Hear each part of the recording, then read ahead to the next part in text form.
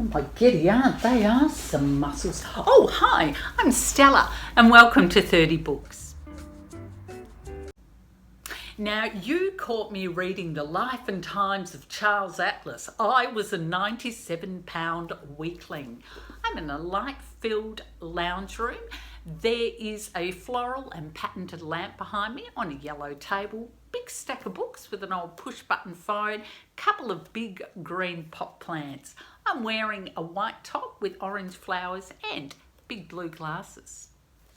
My book today is a memoir from Aboriginal actor and activist Jack Charles. It's called Born-again Blakfella, and it also features Namilla Benson, who co-wrote the book. Jack Charles is part of the stolen generation, and he was taken from his mother aged 4 months and placed into a Salvation Army boys' home. Now, Aboriginal infants and children who were taken from their families, it was part of the White Australia policy, and once he left the boys' home, he was adopted, quotation marks, by a white woman and her family. And Jack Charles said his formative years turned him into a whitewashed, well-spoken, assimilated, sexually confused soldier of the cross. He'd never actually fully engaged with other Aboriginal people.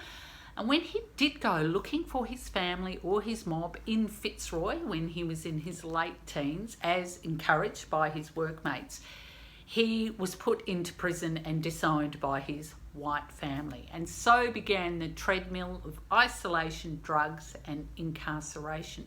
But something else also happened on the way: theatre and acting.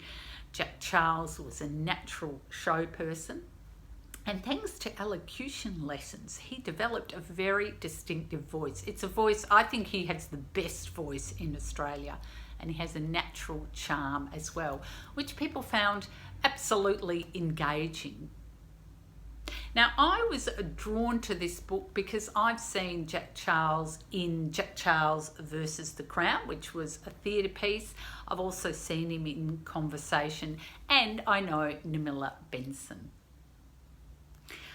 I would call this book a gift. What is it about Aboriginal writers and storytellers who gracefully allow people into their lives and who share their traumatic stories with us? This gave me, as a white reader, an insight into another world.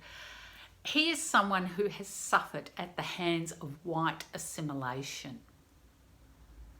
But the book isn't all.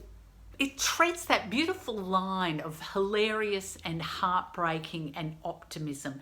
And the heartbreaking part, especially the story surrounding his brother Archie, who he tried to protect while in prison. So both brothers were in separate prisons at the same time, and Jack Charles tried to help his brother.